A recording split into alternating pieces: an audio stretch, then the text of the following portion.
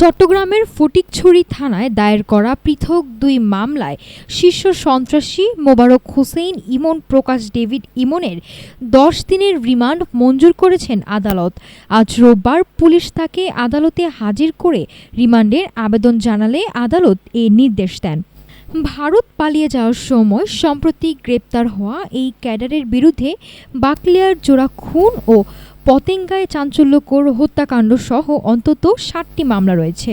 Police জানায়, ফটিকছড়ি থানার একটি হত্যা মামলায় ৫ দিন এবং অস্ত্র আইনের পৃথক মামলায় ডেভিড ইমন ও তার সহযোগীদের আরও ৫ দিনের রিমান্ড মঞ্জুর করা হয়।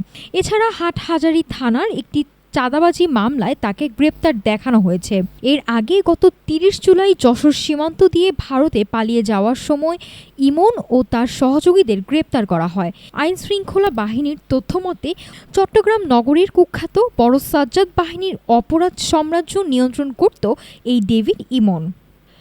ফটিকছড়ির কাঞ্চননগরের বাসিন্দা ইমনের বিরুদ্ধে বাকলিয়ার জোড়া খুন, পতেঙ্গা সৈকতে জোড়া খুনের ঘটনাসহ বিভিন্ন থানায় হত্যা, অস্ত্র ও চাঁদাবাজির অন্তত ৬০টি মামলা রয়েছে। মূল হোতা ছোট্ট সাজ্জাদ কারাগারে যাওয়ার পর থেকেই ইমন ও তার সহযোগী রায়হান পুরো বাহিনীর সন্ত্রাসী কর্মকাণ্ড পরিচালনা করে আসছিল। পুলিশ মনে করছে, ডেভিড ইমনকে নিবিড় জিজ্ঞাসাবাদ করা সম্ভব হলে চট্টগ্রামের শীর্ষ সন্ত্রাসী নেটওয়ার্ক এবং তাদের কাছে থাকা অবৈধ অস্ত্রের বিষয়ে চাঞ্চল্যকর অনেক তথ্য বেরিয়ে আসবে। নাফিসা সামিয়া, ঢাকা টুডে।